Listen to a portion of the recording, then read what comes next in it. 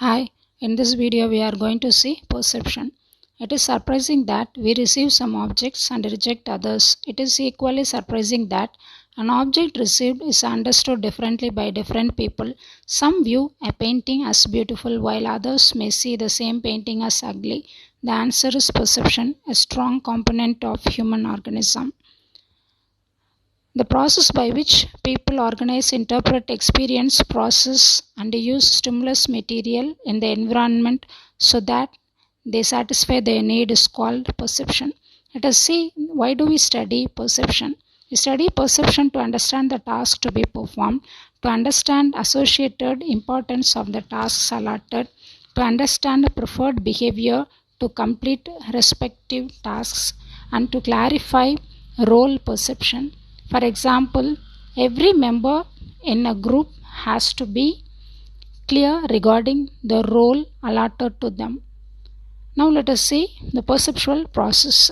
It is widely known that output is a function of input. Similarly, perceptual input are first received, then processed by the perceiver, and the resultant output become the base of the behavior. First steps in perception processes: input. Perceived input are objects, event, people, etc. that are received by the perceiver. Second is selection. The process of choosing certain stimuli for further processing is selection. It can be done by figure ground principle, which means meaningful and significant portion is called figure, whereas meaningless and insignificant portion is called ground. Next is relevancy.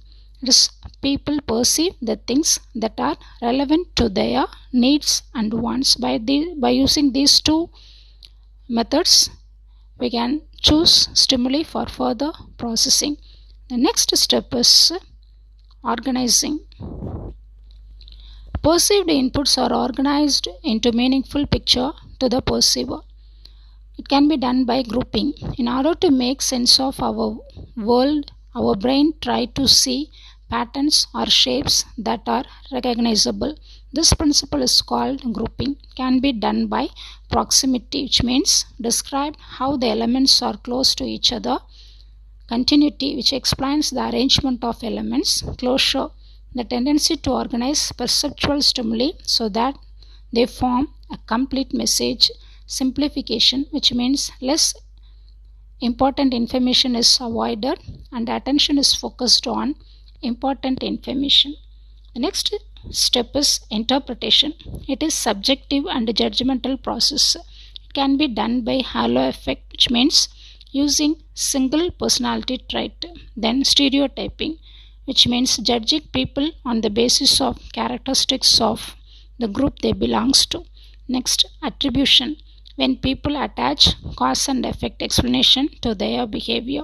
Then impression, the first impression, that is the best impression.